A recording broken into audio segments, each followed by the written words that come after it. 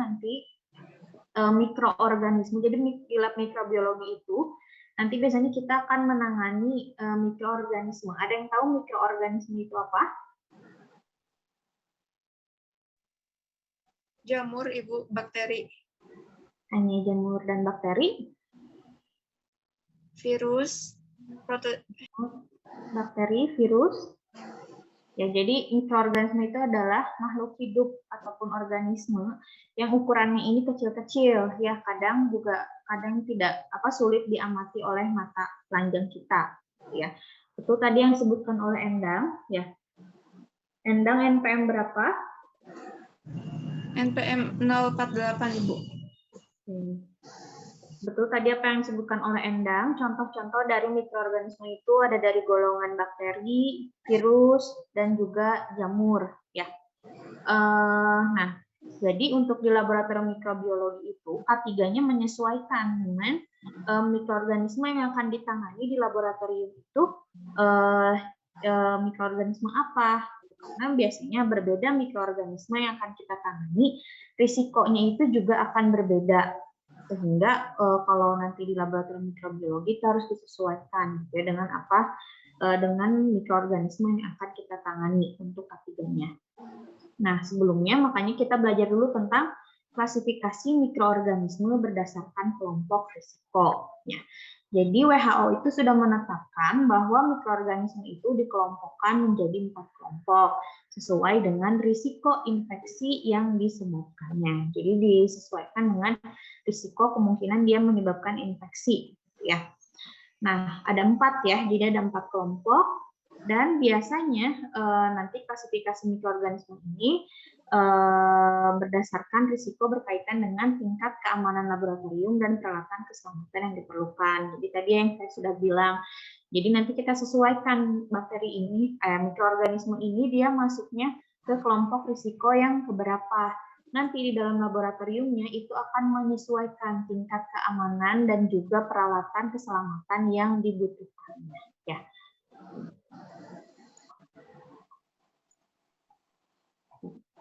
Nah, jadi ini ya, tadi yang berdasarkan WHO dibagi menjadi 4 kelompok risiko mikroorganisme. Untuk kelompok risiko yang pertama itu risiko terhadap individu, artinya ketika dia menyebabkan infeksi di seseorang, itu risikonya gimana gitu ya. Nah, kalau untuk kelompok 1, risikonya itu tidak ada ataupun sedikit. Jadi mikroorganisme yang ditangani itu biasanya sedikit menyebabkan ataupun tidak ada ataupun tidak menyebabkan infeksi pada seseorang. Jadi pada perorangan itu tidak ada risikonya. Kemudian biasanya dilihat juga selain risiko individu, dilihat juga dari risiko komunitasnya. Ya, jadi kalau komunitas itu berarti ke banyak orang, dia menyebarnya seperti apa infeksi ini. Ya. Nah, kalau kelompok risiko 1 itu dia tidak ada ataupun sedikit risiko komunitasnya. Jadi dia tidak menyebabkan infeksi ataupun penyakit pada hewan ataupun manusia. Jadi ini yang kelompok risiko yang paling aman gitu ya, mikroorganisme yang ditangani. Kemudian naik lagi levelnya, ada kelompok risiko yang kedua. Kalau kelompok risiko yang kedua untuk risiko individunya itu dia menengah. Artinya mikroorganisme yang ditangani ini bisa menyebabkan penyakit, tapi mungkin penyakitnya tidak begitu serius pada orang tersebut. Ya, kemudian untuk risiko komunitasnya atau risiko penyebarannya, ini penyebaran infeksinya terbatas. Ya, jadi untuk penyebaran penyakitnya ini terbatas, tidak cepat gitu penyebarannya. Kemudian juga untuk penyakit yang disebabkan oleh kelompok risiko mikroorganisme ini biasanya sudah ada pengobatan ataupun pencegahan yang dapat dilakukan ya untuk mengobati penyakit tersebut. Naik lagi nih levelnya ke level 3, kelompok risiko yang ketiga. Kalau kelompok risiko yang ketiga itu risiko individunya tinggi, artinya dia dapat menyebabkan penyakit yang serius pada individu. Jadi penyakitnya ini kalau misalnya kita terkena mikroorganismenya, maka penyakit ini cukup parah, ya bisa menyebabkan mungkin hingga kematian gitu ya kalau tidak ditangani dengan baik. Tetapi risiko komunitasnya juga masih rendah, artinya penyebarannya juga masih terbatas, ya jadi tidak penyebarannya tidak begitu tinggi, ya tidak begitu cepat. Dan biasanya untuk kelompok risiko mikroorganisme yang ketiga ini dia sudah ada pengobatan dan pencegahan yang tersedia. Selanjutnya yang paling terakhir itu adalah kelompok risiko mikroorganisme yang keempat. Jadi kalau yang keempat ini risiko individunya tinggi. Jadi dia dapat menyebabkan penyakit serius pada individu dan risiko komunitasnya juga tinggi. Artinya dia dapat menyebar dengan mudah di komunitas tersebut. Jadi udah penyakitnya parah di individu, dia juga penyebarannya cukup tinggi. Jadi cepat menyebarnya ke individu-individu yang lain. Dan biasanya untuk kelompok risiko mikroorganisme yang keempat ini, pengobatan ataupun pencegahannya mungkin belum tersedia gitu ya, atau kalaupun misalnya ada tidak begitu tidak begitu membantu gitu ya. Jadi ini yang kelompok kelompok mikroorganisme berdasarkan risikonya ya. Gitu. Nah, tadi kan sudah ada pembagiannya kelompok mikroorganisme berdasarkan risikonya. Nah, gimana sih cara kita mendapatkan bahwa misalnya bakteri A ini adalah kelompok risiko yang ke-1 gitu ya. Bakteri B ini masuknya ke kelompok risiko yang kedua. Nah, untuk bisa kita memasukkan mikroorganisme ke berbagai kelompok risiko tadi, itu ada yang disebut dengan namanya penilaian risiko. Ya. Jadi sebelum tadi dikategorikan masuk ke kelompok risiko yang berapa, itu ada penilaiannya terlebih dahulu. Ya. Nah, biasanya prosesnya disebut dengan penilaian risiko. Jadi kalau diartikan, penilaian risiko ini adalah merupakan proses yang digunakan untuk mengidentifikasi karakteristik bahaya dari potensi agen infeksius ataupun bahan biologis. Kemudian kegiatan yang dapat menghasilkan paparan seorang terhadap agen, dan kemungkinan bahwa paparan tersebut dapat menyebabkan LAI. LAI itu adalah Laboratory Acquired Infection. Jadi infeksi yang menyebar di laboratorium. Jadi nanti dinilai itu kemungkinan dia dapat menyebarnya seperti apa. Dan juga yang terakhir, prosesnya salah satunya adalah menilai konsekuensi yang mungkin terjadi dari infeksi tersebut. Itu jadi yang disebut dengan penilaian risiko.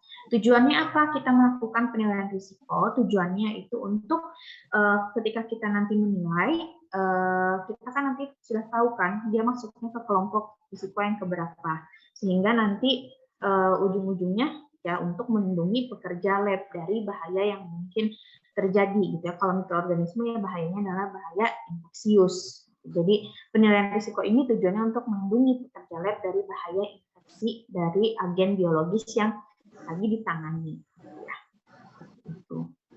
Nah, untuk penilaian risiko ini sifatnya biasanya subjektif. Jadi mungkin aja misal bakteri A itu kalau di Indonesia masuknya ke kelompok risiko 1. Tapi mungkin kalau di negara lain itu dia masuknya misalnya ke kelompok risiko yang kedua. Bisa jadi berbeda-beda. Kenapa? Karena penilaiannya ini subjektif. Ya, jadi karena penilaiannya ini subjektif, makanya ketika melakukan penilaian risiko ini biasanya harus melibatkan seseorang yang ahli dalam biosafety, ya, atau keamanan biologis. Itu harus melibatkan ahli-ahli tersebut. Ya. Nah, untuk penilaian risiko itu sebetulnya tidak ada standar khusus, ya. Tetapi biasanya ini adalah beberapa langkah yang dapat membantu kita untuk melakukan penilaian risiko dari mikroorganisme. Ya. Nah, yang pertama itu biasanya nanti untuk penilaian risiko kita identifikasi dulu bahaya agennya dan juga kita melakukan penilaian risiko awal. Jadi biasanya nanti kita lihat nih, misalnya bakteri A. Bakteri A ini nanti kita nilai bagaimana dia sifat patogennya. Kemudian berapa banyak dosis infeksinya. Jadi butuh berapa bakteri supaya dia bisa menyebabkan infeksi. Itu biasanya diteliti dulu. Kemudian bagaimana jalur alamiah infeksinya atau bagaimana cara penyebaran infeksinya. Dia dapat tertularnya melalui apa? Itu dipelajari juga. Kemudian bagaimana dia di lingkungannya. Apakah dia cenderung stabil ataukah misalnya kalau di luar lingkungan terlalu lama dia cenderung nantinya mati gitu ya, tidak stabil. Itu juga menjadi penting gitu ya untuk penilaian risiko.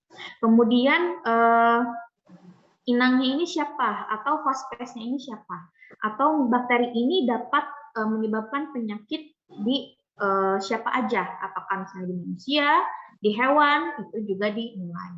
Kemudian juga nanti juga melihat informasi terkait ketersediaan pencegahan dan pengobatannya. Apakah sudah ada pencegahannya, apakah sudah ada pengobatannya kalau misalnya ada infeksi dengan bakteri A ini. Ya. Kemudian juga informasi dari laporan klinis. Jadi adakah yang pernah terinfeksi oleh bakteri A ini? Nah, itu biasanya dinilai laporan klinisnya seperti apa. Jadi dari sifat-sifat yang tadi itu nanti dinilai, kemudian nanti bisa dikategorikan dia masuknya ke kelompok risiko yang mana. Ya. Nah, biasanya data-data ini didapat pastinya dari hasil penelitian. Makanya tadi kenapa ketika melakukan penilaian risiko dibutuhkan seorang ahli keamanan biologis. Ya. Biasanya data-data ini dapatkannya dari hasil penelitian seseorang. Contohnya kayak kemarin virus SARS-CoV itu kan masih baru ya, tahun 2020, 2019 ya, dia baru muncul di Cina. Itu kan kita belum tahu ya, dia termasuk patogen yang baru gitu ya bagi kita. Nah, itu untuk tahu sifat patogennya seperti apa, berapa banyak dia dapat menyebabkan infeksi, jalur infeksinya seperti apa, dia menyebarnya melalui apa, itu ada penelitiannya dulu, ya, supaya nanti dia bisa dikelompokkan dia masuk ke risiko yang ya. Kemudian stabilitas tadi, dia stabilnya kalau di udara berapa lama nih dia dapat bertahan, gitu ya. Dia tuh nanti di udara akan jatuh ke bawah tanah, itu dia berapa lama. Nah, itu juga itu termasuk stabilitas. Jadi dinilai, ya, dikelompokkan. Nanti terakhir dikategorikan, ya. Apakah dia masuk kelompok berapa, masuk kelompok berapa. Kalau misalnya informasi yang tadi sudah saya jelaskan tersebut misalnya minim ataupun terbatas, maka nanti seluruh pekerjaan yang melibatkan bakteri A ini yang saya jelaskan tadi, itu harus dilakukannya minimal di laboratorium dengan biosafety level atau dengan tingkat keamanan biologis laboratoriumnya, itu yang tingkat kedua, dan menggunakan alat pelindung diri yang lengkap. Ya. Kemudian selain tadi tahap penilaian awal dan juga identifikasi dari si mikroorganismenya, yang bisa dilihat juga adalah kita mengidentifikasi atau kita menilai tentang prosedur bahaya di laboratorium. Ya, jadi kalau kita bekerja dengan bakteri A ini, kira-kira volumenya berapa banyak nih yang akan kita kerjakan, ya. Karena kalau misalnya volume juga menentukan, kalau misalnya volumenya kecil, ya mungkin resikonya juga akan jauh lebih kecil dibandingkan kalau kita bekerja dengan bakteri A tersebut, gitu ya, dengan volume yang lebih banyak. Pasti risikonya akan lebih besar dan lebih banyak. Kemudian dilihat juga prosedurnya seperti apa yang akan dikerjakan di dalam laboratoriumnya. Apakah dia menghasilkan aerosol, ataukah seperti apa, itu juga nanti dinilai. Ya, karena aerosol ini nanti kan dia terbang ke udara dan tadi gitu ya, mungkin saja bisa menyebabkan adanya penularan si bakteri A tersebut. Jadi dilihat prosedurnya ini kira-kira aman atau tidak gitu, atau berpotensi untuk menyebabkan bahaya atau tidak. Kemudian yang ketiga selanjutnya, setelah tadi identifikasi, kemudian identifikasi prosedur, itu nanti kalian menentukan tingkat keamanan biologisnya itu atau tingkat biosafety-nya itu harus tingkat yang keberapa. Jadi harus menentukan tingkat biosafety-nya itu yang tepat sesuai tadi dengan hasil identifikasi. Dan juga kalian harus memilih tindakan pencegahan tambahannya seperti apa. Ya. Yang keempat juga biasanya untuk menentukan gitu ya kelompok risiko yang keberapa, biasanya dilihat juga dari staf yang akan bekerja di laboratoriumnya. Ya. Apakah stafnya ini sudah ahli ataukah misalnya belum, maka nanti harus disesuaikan tingkat keamanan dari laboratoriumnya. Ya. Kalau yang belum terlatih, mungkin ya harus yang tingkat keamanannya lebih tinggi gitu ya, karena dia belum terlatih gitu ya. Jadi harus disesuaikan. Kemudian yang terakhir adalah tadi ya meninjau penilaian risiko dengan tenaga ahli dan pakar di biosafety. Jadi dengan melakukan identifikasi tadi, itu nanti kita dapat nih, oh bakteri A ini masuk ke kelompok risiko yang mana ya? Nah, ketika udah tahu kelompok risiko yang mana, nanti kita bisa menentukan laboratorium yang cocok untuk menangani mikroorganisme atau si bakteri A tersebut itu laboratorium dengan tingkat keamanan yang keberapa.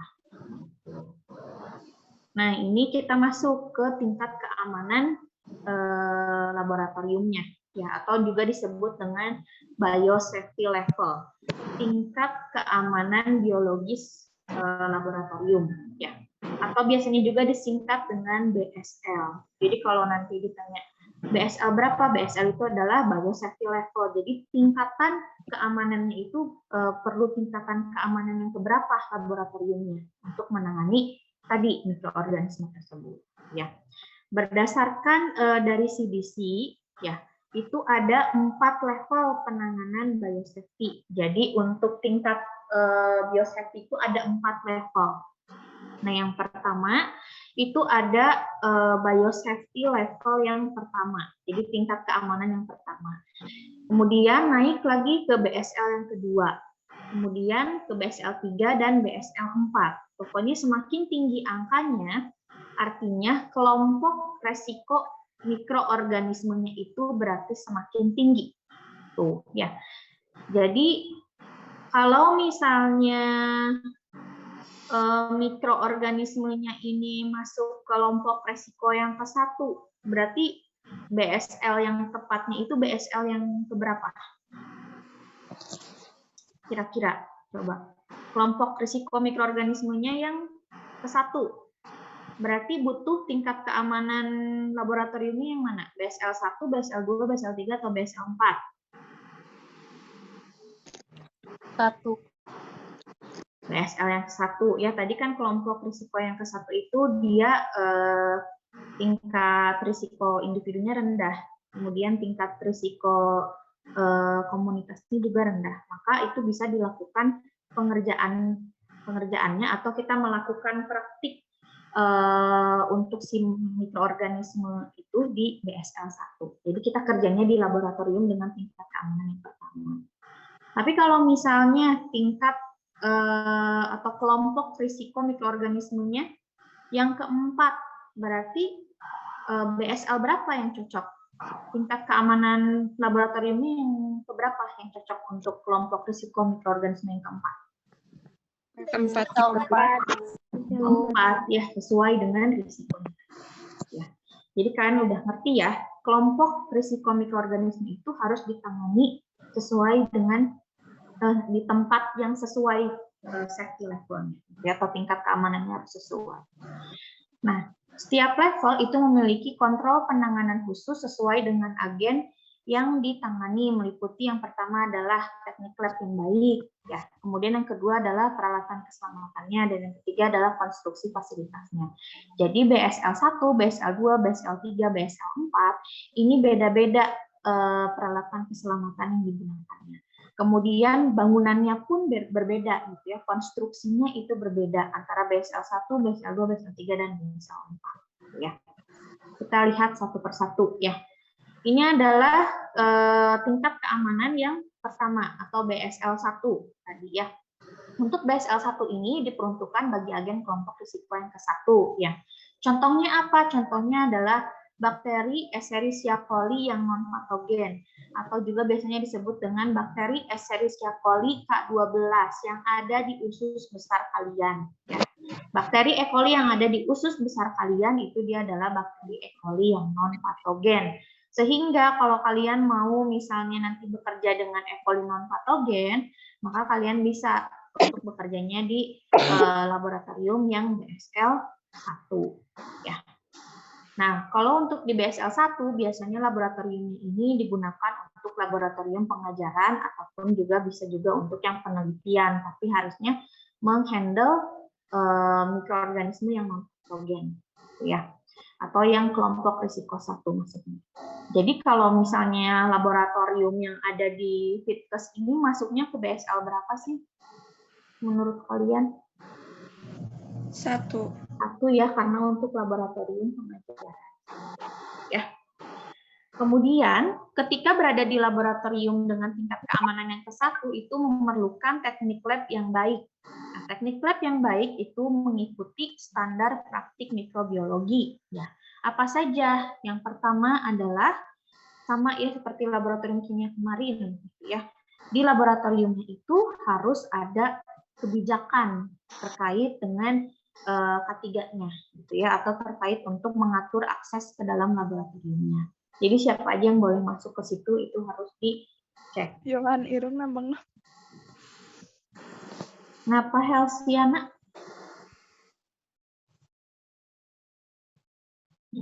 Kemudian selanjutnya itu adalah yang kedua, pekerja harus selalu mencuci tangan, baik setelah bekerja dengan bahan yang berpotensi bahaya dan sebelum meninggalkan laboratorium. Jadi sebelum dan sesudah bekerja itu harus mencuci tangan. Ya. Kemudian yang ketiga adalah dilarang untuk makan, minum, merokok, memakai lensa kontak, menggunakan kosmetik, dan menyimpan makanan di dalam laboratorium. Ya, kamu nanti kalau misalnya udah tingkat 2 masuk banyak ke dalam lab ya, nanti sudah mulai masuk ke lab bakteri, lab yang lain-lain, lebih baik lensa kontaknya dilepas dulu aja. Takutnya ada bahan kimia yang nantinya bereaksi dengan lensa kontak kalian. Kemudian juga takutnya nanti kalian gisik-gisik, ya sebenarnya nggak boleh ya kalau di laboratorium mikrobiologi itu tidak boleh kalian pegang mata gitu ya, gisik-gisik, garuk-garuk, tiduran gitu itu tidak boleh ya, karena nanti takutnya mikroorganisme yang kalian tangani itu nanti akan menyebabkan infeksi gitu ya. Jadi lebih baik lensa kontaknya dilepas. Kemudian awas jangan touch up di laboratorium ya, kamar mandi aja kalau mau touch up ya. Jadi jangan pakai lipstik di laboratorium teh gitu ya. Sambil nunggu pengamatan mau touch up dulu, mau pakai bedak dulu, mau pakai lipstik dulu biar praktikumnya cepat. Nggak boleh ya, nanti di dalam laboratorium itu tidak boleh menggunakan kosmetik. Kemudian jangan memipet dengan mulut ya. Kan udah ada ya rubber bulb-nya ya kalau untuk pipet itu. Tahu rubber bulb? Yang bulat merah itu bukan, Bu? Yang bulat warna oranye ya, yang dipakai di kayak bola itu ya, yang disambungkan dengan pipet volume, itu gunakan itu ya, jangan disedot pakai mulut ya, itu tidak boleh. Kemudian terapkan semua prosedur dengan baik untuk meminimalisir adanya percikan atau aerosol. Jadi ketika kalian sedang bekerja, biasanya ini ada salah satu proses namanya tuh homogenisasi ya. Jadi biasanya nanti dihomogenisasi atau dicampur gitu ya supaya larutannya homogen. Nah, sebisa mungkin itu mengurangi aerosol. Cara mengurangi aerosol itu dengan teknik yang baik tentunya. Ya, biasanya nanti kalau di laboratorium mikrobiologi itu kalian mungkin akan menggunakan mikropipet. Tahu kan ya, udah tahu ya mikropipet ya? Udah belajar di instrumen mikropipet? Sudah ya. Sudah. Itu nanti ketika memindahkan larutan itu kurangi percikan, gitu ya, kurangi percikan ataupun aerosol. Selanjutnya adalah peraturan dan penanganan benda tajam seperti jarum suntik, pipet, pisau bedah, dan barang pecah belah yang rusak harus diterapkan dan dikembangkan. Berikut ini merupakan tindakan pencegahannya. Jadi jarum yang digunakan tidak boleh bengkok, tidak boleh dipotong, tidak boleh rusak, tidak boleh tersumbat atau dimanipulasi sebelum dibuang. Kemudian jarum sekali pakai dan jarum suntik harus ditempatkan di wadah yang tahan tusukan benda tajam. Ya, kalau kalian di lab itu dimasukinnya ke dalam gentong ya. Kemudian benda tajam yang bukan sekali pakai itu ditempatkan dalam wadah untuk ditransportasikan ke pengolahan dekontaminasi. Jadi kalau misalnya bukan wadah yang sekali sekali pakai itu harus disterilkan terlebih dahulu gitu ya, sebelum nanti mau digunakan kembali. Kalau di laboratorium mikrobiologi seperti itu ya. Kemudian barang pecah belah dapat dibereskan menggunakan sapu atau tangki gitu ya. Jadi nanti kalian kalau ada barang pecah jangan pakai tangan kalian, coba nanti harusnya ada spill kitnya ya. Jadi gunakan spill kit ya untuk membereskan barang-barang pecah. Kemudian kalau di laboratorium mikrobiologi itu setelah bekerja ataupun misalnya sebelum bekerja biasanya dilakukan terlebih dahulu dekontaminasi permukaan kerja. Jadi nanti meja lab tempat kalian bekerja itu nanti disemprot dulu biasanya dengan disinfektan ya. Kemudian nanti dibersihkan, baru nanti boleh mulai bekerja. Setelah selesai bekerja itu juga sama nanti didekontaminasi terlebih dahulu. Kalau misalnya ada tumpahan gitu ya, itu juga harus direndam dulu tumpahannya dengan disinfektan gitu ya sebelum nanti dibuang ya tumpahannya. Nah, kemudian semua media kultur, benda, dan bahan infeksius yang digunakan pada saat pemeriksaan itu biasanya harus didekontaminasi ya setelah selesai. Kemudian bahan yang segera didekontaminasi di luar laboratorium harus ditempatkan di dalam wadah yang pertama tahan bocor dan aman untuk dibawa. Jadi seminimal mungkin jangan sampai ada bocor ya, karena tadi bahaya infeksius. Kemudian bahannya dikemas sesuai dengan peraturan yang berlaku. Nah, bahan-bahan yang digunakan misalnya mengandung agen infeksius itu ditandai dengan label biohazard. Begitu pula dengan di laboratorium gitu ya, biasanya di pintu masuknya itu disimpan atau ditempeli label biohazard. Kemudian tanda termasuk nama agen yang sedang digunakan, nama dan nomor telepon dari pengawas laboratorium atau pekerja yang bertanggung jawab. Itu juga kalian harus punya kontak pengawas laboratoriumnya itu siapa. In case kalau ada hal-hal darurat, gitu ya, kalian bisa menelpon ataupun lapor kepada pengawas laboratorium. Kemudian pengawas laboratorium memastikan bahwa semua pekerja laboratorium menerima pelatihan yang sesuai dengan tugasnya. Tindakan pencegahan yang diperlukan dalam menangani pemeriksaan dan prosedur evaluasi pemeriksaan.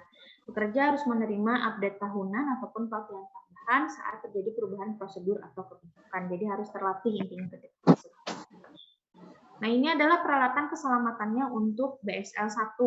Yaitu menggunakan APD lengkap. Kalian bisa lihat gambar orang ini ya, dia menggunakan jas lab, sarung tangan, pelindung mata. Ya, ini cukup untuk BSL yang ke-1 alat pelindung dirinya. Kemudian untuk fasilitas labnya dia punya pintu dengan kontrol akses. Kemudian biasanya terdapat wastafel untuk mencuci tangan. Desain lab itu harus mudah dibersihkan. Dan bangku yang digunakan itu harus tahan terhadap air, panas, organik larut, asam basa, dan bahan kimia lainnya. Jadi biasanya kursinya ini harus yang tidak bereaksi gitu ya dengan bahan-bahan ini. Kemudian kursi dilapisi bahan tidak berpori agar mudah dibersihkan. Kalau bahannya berpori, nanti cairan-cairan ini bisa masuk dalam bahannya tersebut, nantinya sulit untuk dibersihkan. Nah, itu untuk yang BSL level 1. Sekarang kita ke BSL level 2. Contoh kelompok risiko mikroorganisme yang kelompok 2 itu ada Salmonella dan Staphylococcus aureus ya. Untuk BSL 2 itu biasanya digunakan untuk lab penelitian atau lab diagnostik. Artinya lab diagnostik itu lab untuk melakukan pemeriksaan untuk nantinya kita tahu untuk diagnosis penyakit ya, penyakit apa. Itu biasanya pakai BSL 2 dan juga laboratorium pelayanan kesehatan dasar. Dan teknik lab yang digunakan itu adalah sama juga tadi yang mengikuti standar praktik mikrobiologi yang sama dengan tadi BSL 1 yang sudah saya jelaskan. Dan kemudian ada praktik tambahannya ya untuk di BSL 2. Yang pertama adalah semua orang yang masuk ke dalam lab telah diinfokan mengenai bahaya dan persyaratan keluar masuk lab. Jadi untuk keluar masuk lab ini dia tidak sembarangan gitu ya. Kemudian pekerja lab didukung dengan pengawasan medis, misal imunisasi. Jadi sebelum pegawainya ini masuk ke BSL 2 itu diharapkan sudah melakukan imunisasi terlebih dahulu untuk mencegah penyakit yang mungkin tertular gitu ya ketika di dalam laboratorium tersebut, gitu ya. Meskipun kita tadi sudah tekniknya baik, gitu ya, yang digunakan sudah sesuai tekniknya, tetapi tidak menutup kemungkinan kan infeksi itu masih tetap bisa terjadi. Makanya untuk mencegah itu biasanya harus melakukan imunisasi terlebih dahulu. Kemudian menyediakan manual lab terkait dengan biosafety, dan masing-masing lembaga harus mempertimbangkan pengumpulan dan penyimpanan sampel serum dengan resiko. Ada kebijakannya. Pekerja harus memiliki keahlian standar dan khusus untuk bekerja di BSL 2. Jadi yang dapat bekerja di BSL 2 itu harus yang sudah kemudian bahan berpotensi menular ditempatkan dalam wadah yang tahan lama, tahan bocor selama pengumpulan, penanganan, pengolahan, penyimpanan, ataupun transportasi. Peralatan laboratorium rutin didekontaminasi jika ada tumpahan, cipratan, atau kontaminasi lainnya.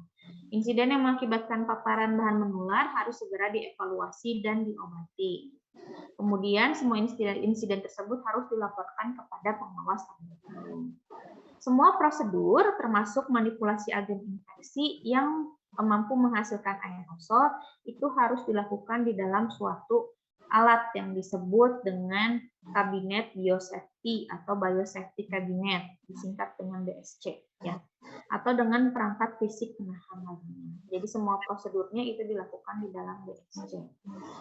Nah, ini ada tambahan peralatan keselamatannya ya untuk yang BSL 2. Untuk yang BSL 2 itu peralatan keselamatannya adalah Biological Safety Cabinet atau BSC.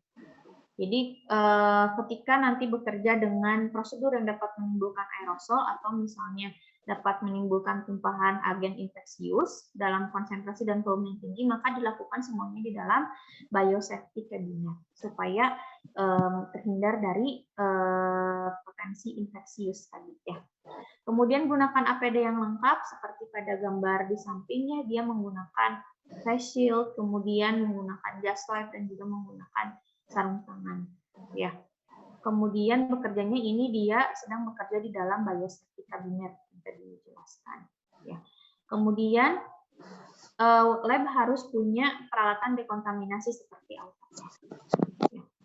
Dan untuk fasilitas labnya itu biasanya pintu laboratorium biasanya tertutup dan terkunci secara otomatis. Jadi biasanya buka tutup dia langsung otomatis terkunci, ya. Kemudian laboratorium harus memiliki wastafel, laboratorium punya pencuci mata atau eye shower, kemudian tidak ada persyaratan khusus untuk sistem ventilasi. Pintu jendela yang terbuka keluar itu tidak dianjurkan. Jadi kalau ruangannya udah BSL 2 biasanya pintu jendelanya tidak dibuka. Jadi biasanya dia ada sirkulasinya itu lewat sirkulasi udara, ada HEPA filternya biasanya di BSL 2. BSC ditempatkan jauh dari pintu, jendela, area laboratorium yang banyak dilalui orang, dan potensi gangguan aliran udara lain. Jadi alat ini tidak boleh ditempatkan di depan pintu, ataupun di depan jendela, ataupun di depan tempat orang lalu lalang banyak. Ya. Selanjutnya kita ke BSL yang ketiga. Untuk BSL ketiga, contoh kelompok risikonya yaitu ada HIV dan juga Mycobacterium tuberculosis, penyebab penyakit TBC. Untuk BSL 3 biasanya diperuntukkan untuk laboratorium penelitian dan juga diagnostik khusus. Untuk teknik labnya itu mengikuti standar praktik mikrobiologi yang sama tadi ya dengan BSL 1 dan juga ada praktik khususnya. Ya. Pengawas laboratorium harus memastikan pegawai laboratorium memiliki keahlian standar. Jadi yang mau bekerja di BSL 3 harus sudah tersertifikasi atau harus sudah terlatih untuk bekerja di BSL 3. Kemudian semua prosedur termasuk manipulasi agen infeksi yang menghasilkan aerosol itu dilakukan di biosafety cabinet juga, ya. Bekerja di dalam labnya itu tidak boleh dengan kondisi luka terbuka. Jadi kalau kalian punya luka itu jangan bekerja dulu di laboratorium BSL 3 ini. Karena kelompok risiko yang ditangani itu adalah kelompok risiko yang ketiga. Untuk risiko individunya tinggi, jadi nggak boleh ada luka yang terbuka. Takutnya nanti bakterinya itu masuk ke dalam luka, nantinya malah bisa menyebabkan infeksi. Kemudian infeksinya ini bisa secara sistemik. Contohnya misalnya nanti HIV masuk ke dalam luka, ya udah gitu ya, nanti bisa aja jadi tertular gitu, tertular HIV. Kemudian gunakan selalu alat pelindung diri, gitu ya. Kemudian untuk alat-alat seperti sentrifugasi yang mungkin dapat menyebabkan aerosol itu harus ditutup dengan rapat.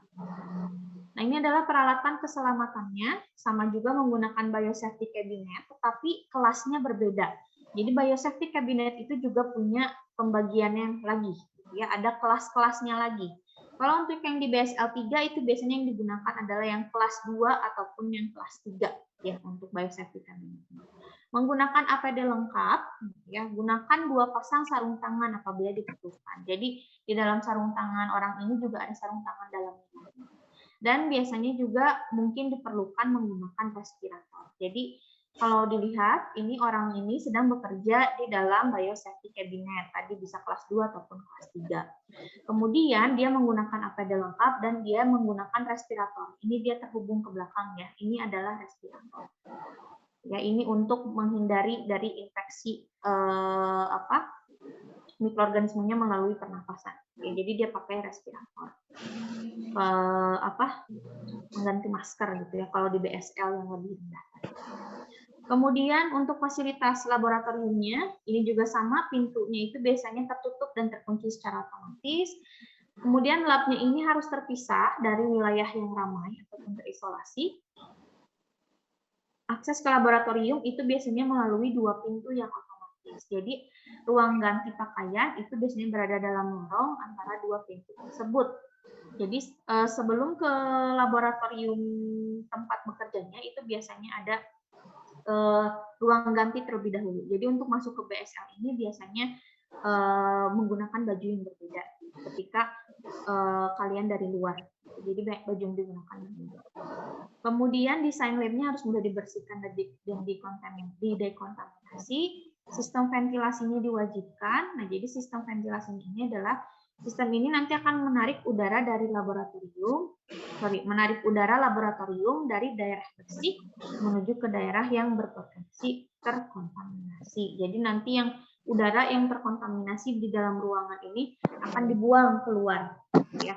Jadi udara yang ada di dalam itu adalah udara yang sudah bersih, ya. Nah, udara yang masuk dan yang keluar itu harus disaring terlebih dahulu menggunakan HEPA filter. Jadi ada penyaring udara itu disebut dengan HEPA filter. Ya, jadi ketika nanti di ruangan itu ada HEPA filter, maka udara yang masuk ke dalam ruangan itu sudah pasti bersih gitu ya, tidak akan ada mikroorganisme lainnya gitu ya yang bisa menyebabkan infeksi. Jadi harus bersih udara yang masuk. Kemudian ketika udara yang dari dalam laboratorium itu dikeluarkan, itu juga dia akan disaring dulu lewat HEPA filter sehingga udara yang dibuang keluar itu juga udah dalam keadaan yang bersih. Oke, jadi kalau di BSL 3 dilengkapi dengan HEPA filter ruang. Jadi nggak ada jendela yang terbuka mungkin, jadi karena udara yang masuk dan udara yang keluar itu menggunakan tadi sistem ventilasi. Biasanya disaring dengan HEPA filter. Selanjutnya ada biosafety level 4. Jadi kalau yang biosafety level 4 itu diperuntukkan untuk kelompok risiko yang keempat. Contohnya adalah virus Ebola. Nah, biasanya kalau untuk BSL 4 ini digunakan untuk laboratorium penelitian yang menghandle patogen yang berbahaya. Tadi ya patogen yang kelompok risiko 4. Untuk standar praktiknya sama dengan BSL 1, ya standar praktik ini harus digunakan di semua BSL. Dan orang-orang yang diperbolehkan untuk masuk ke dalam laboratorium itu adalah orang-orang yang memang berkepentingan dan juga yang sudah terlatih. Jadi tidak boleh banyak orang masuk ke laboratorium BSL 4 biasanya. Jadi nggak akan banyak gitu ya, nggak boleh bareng-barengan masuk gitu ya ke BSL 4. Biasanya nanti hanya berapa orang yang di dalam tersebut dan yang hanya berkepentingan saja yang mau bekerja saja di dalam laboratorium tersebut gitu ya. Terkadang juga 1 orang gitu yang masuk di situ ya, di laboratorium tersebut. Kalau BSL 4 ini mungkin di dunia nggak banyak ya laboratorium BSL 4. Di Indonesia sendiri saya juga belum tahu ada di mana laboratorium BSL 4 ini ya. Kalau BSL 3 di Bio Farma juga ada ya, kalau tidak salah ada laboratorium BSL 4. Untuk kalau yang pengen tahu misalnya BSL level 4 laboratorium seperti apa, nanti ini ada link YouTube, nanti kalian boleh buka aja link YouTube-nya ya. Kalian bisa tonton. Dan biasanya petugas yang masuk itu pakai baju khusus seperti yang pada gambar ini ya. Petugas lab itu harus keluar masuk itu biasanya harus ganti baju dan mandi. Ya, jadi sebelum masuk ke lab ini mandi dulu, gitu ya. Ada ruangan khusus untuk mandi. Kemudian harus ganti pakaian dalamnya juga, nggak boleh pakai pakaian dalam yang dari luar tadi. Jadi yang memang udah disediakan bajunya di ruangan lab. Gitu. Dan biasanya bajunya tersebut itu sudah di autoclave, jadi yang dipakai itu adalah benar-benar baju yang steril, gitu ya, semuanya steril.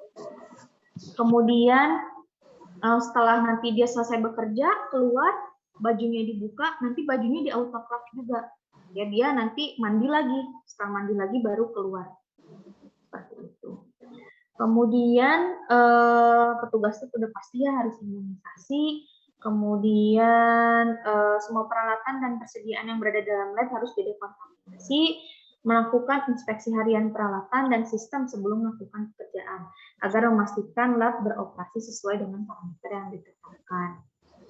Nah, untuk peralatan keselamatannya biasanya biosafety yang digunakan itu adalah yang tingkat 3 ataupun yang tingkat 2. Kalau tingkat 2 berarti nanti dilengkapi dengan pakaian yang bertekanan positif. Makanya ini bajunya seperti ini ya, ada kabelnya gitu ya, nyambung ke orang ini. Ini untuk memberikan tadi memberikan ini tekanan positif bagi si pegawainya tadi, ya. Jadi bajunya khusus gitu ya, dipakai di BSL 4 ini. Kemudian menggunakan pakaian pelindung laboratorium dengan bahan padat di depan seperti gas scrub. Tidak boleh ada pakaian pribadi ya tadi sudah saya jelaskan, kecuali misalnya kacamata gitu ya, karena sulit ya kalau nggak pakai kacamata, nggak kelihatan ya bagi kita yang matanya minus ataupun misalnya ada kelainan mata gitu, atau gangguan mata. Semua pakaian pelindung harus diganti, kemudian menggunakan APD yang lainnya, sarung tangan, alat pelindung mata, pelindung wajah, dan respirator. Ya. Untuk fasilitas labnya seperti ini, ya kabinet BSL 4 itu biasanya kalau laboratorium BSL 4 harus di ruangan yang harus dibangun di benar-benar zona yang terisolasi, gitu ya.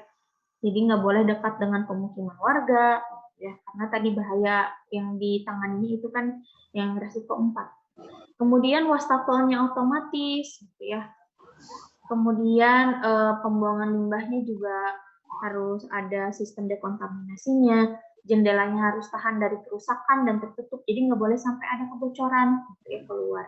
Perangkat pembersih mata harus tersedia dalam laboratorium. HEPA filter juga tadi sama ya, untuk udaranya menggunakan HEPA filter. Kemudian pintunya pintu ganda dan harus dilengkapi dengan autoclave. Jadi tadi ya, karena tadi dia keluar bajunya harus di autoclave, masuk pakai yang harus sudah di autoclave. Jadi autoclave-nya harus disimpan di dekat pintu tadi, gitu ya. Harus tersedia sistem komunikasi yang memadai untuk mengabari orang yang ada di luar kalau misalnya dalam keadaan darurat. Karena kan tadi saya bilang nggak boleh banyak orang yang masuk di BSL 4. Itu biasanya yang udah terlatih. Jadi kadang mungkin di laboratoriumnya sendirian. Kalau sendirian kan mungkin ketika keadaan darurat itu harus ada juga komunikasi ke orang luar. Jadi itu untuk materi hari ini terkait dengan K3 di laboratorium mikrobiologi. Ini ada satu lagi ya mungkin yang harus disampaikan. Tadi kan disinggung terus ya tentang biosafety cabinet sebagai peralatan keselamatannya ya. Ada atau disingkat juga dengan BSC. Nah, ini sedikit mungkin ya saya jelaskan tentang BSC. Ya, jadi biosafety cabinet atau BSC itu fungsinya untuk apa? Fungsinya alat ini supaya nanti melindungi pekerja dari bahan infeksius. Selain juga melindungi pekerja, bisa juga melindungi lingkungannya dari paparan infeksius tadi. Dan juga kalau kita sedang bekerja, itu bisa juga melindungi bahan-bahan yang sedang kita kerjakan itu dari kontaminasi. Ya, gitu. Jadi alat ini tuh untuk melindungi kita ya dari bahaya infeksius tadi. Sebetulnya untuk biosafety cabinet sendiri, selain dia dapat melindungi kita dari bahan infeksius tadi, dia juga bisa digunakan untuk misalnya kalau kita bekerja dengan radionuklida ataupun misalnya bahan-bahan kimia, itu juga bisa menggunakan biosafety cabinet. Tapi ya itu tadi ya, ada jenis-jenisnya biosafety cabinet itu. Ada yang kelas 1, kelas 2, dan kelas 3. Kalau kelas 1 itu hanya memberikan perlindungan pada personel atau pekerja dan juga lingkungannya. Tidak melindungi bahan yang sedang kita kerjakan. Jadi mungkin saja bahan yang kita kerjakan itu dia bisa terkontaminasi. Ya. Kemudian ada yang kelas 2. Kalau kelas 2 itu dapat memberikan perlindungan ke personel, ke lingkungan, dan juga bahan kerja yang sedang kita kerjakan. Ya. Kemudian kalau kelas 3 itu juga untuk tingkat perlindungan personel yang tinggi. Gitu. Jadi kalau kita kerja di laboratorium mikrobiologi, bekerja dengan mikroorganisme itu biasanya sangat harus menghindari yang namanya kontaminasi bakteri ataupun kontaminasi mikroorganisme lainnya. Misal kita lagi kerja dengan bakteri E. coli, gitu ya, kita harus sebisa mungkin mencegah bakteri lain nantinya masuk ke dalam bakteri E. coli yang lagi kita tangani.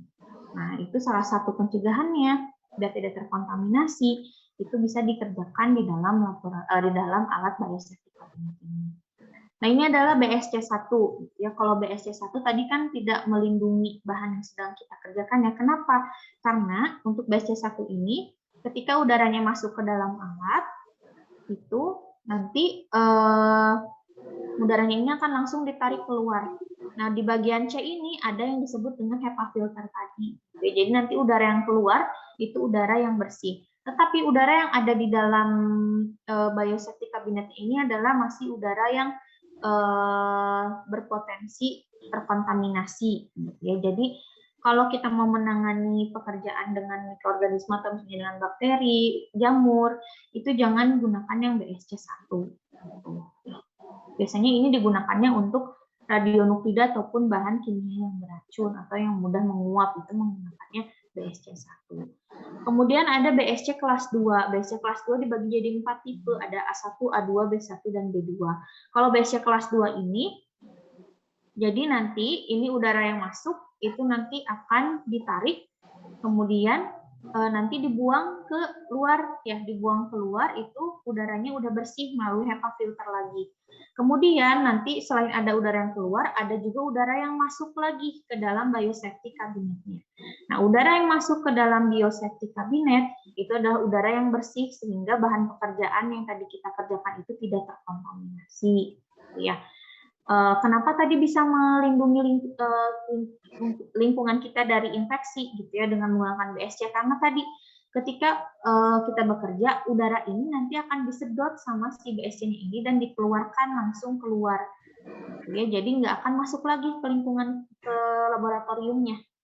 Jadi bahan infeksius yang kita tangani itu dia nggak akan keluar. Jadi dia langsung disaring lewat HEPA filter, udara bersih keluar. Jadi nggak ada lagi udara yang balik ke tempat kita bekerja, gitu, ke laboratoriumnya. Jadi lingkungan kita aman dari bahan infeksius yang lagi ditangani.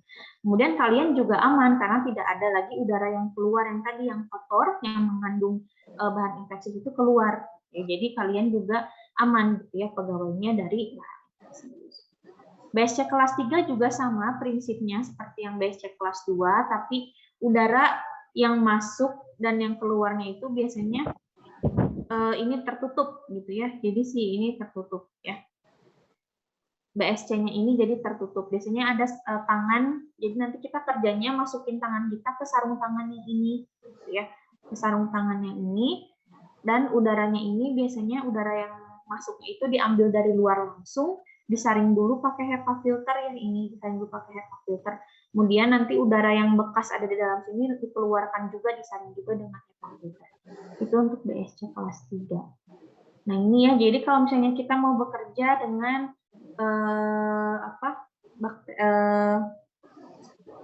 mikroorganisme resiko 1-3, BSC yang dapat digunakannya bisa BSC kelas 1, kelas 2, kelas 3. Ya, kalau misalnya dengan kelompok yang keempat, berarti pakai yang kelas 3. Ya, kalau misalnya mau menangani yang resiko keempat, tapi dilengkapi dengan baju laboratorium yang tadi ada kabelnya itu, berarti bisa gunakan BSC kelas 1 dan juga kelas 2. Ya, jadi tergantung kamu mau menangani apa, resiko yang mana, pakai BSC yang mana. Ya. Jadi itu adalah alat biosafety cabinet. Untuk biosafety cabinet tadi sudah dijelaskan, jangan disimpan di tempat yang banyak orang lalu lalang atau misalnya di depan pintu, yang aliran udaranya itu nggak boleh sampai terganggu kalau BSC. Kemudian operatornya juga harus yang biasanya harus yang sudah terlatih gitu. Kemudian yang melakukannya ini biasanya nggak boleh banyak tangan kita tuh kan tadi masuk ya ke dalam alatnya, nggak boleh keluar masuk si tangan kita ini ketika bekerja. Jadi sebisa mungkin harus disiapkan dulu bahan-bahannya semua yang akan dikerjakan, baru nanti langsung bekerja. Jadi nggak ada keluar masuk tangannya, nggak terlalu banyak keluar masuk. Jadi harus meminimalisir gerakan. Dan biasanya alat biosafety cabinet ini selalu selesainya ini dibersihkan. Dibersihkannya itu dengan cara misalnya dengan menyemprotkan natrium hipoklorit atau larutan pemutih atau juga bisa dengan alkohol 70%. Jadi biasanya nanti setelah digunakan meja biosafety kabinetnya disemprot dengan alkohol 70%, kemudian setelah itu juga bisa dielap, gitu ya. Setelah dielap, biasanya nanti biosafety kabinetnya ditutup dan dinyalakan lampu UV. Jadi di dalam biosafety kabinet itu biasanya ada lampu UV. Lampu UV juga ini fungsinya untuk dekontaminasi, gitu ya, supaya tadi bahan-bahan infeksius yang mungkin kita kerjakan tadi, misalnya masih tertinggal di BSC, itu bisa dihilangkan atau dimatikan tadi dengan proses dekontaminasi sinar UV ataupun tadi dengan kita menyemprotkan alkohol. Ya, nah itu mungkin sekilas untuk biosafety cabinet ya. Oke, selanjutnya saya jelaskan untuk praktikumnya ya. Untuk satu kelas dibagi jadi 4 kelompok ya.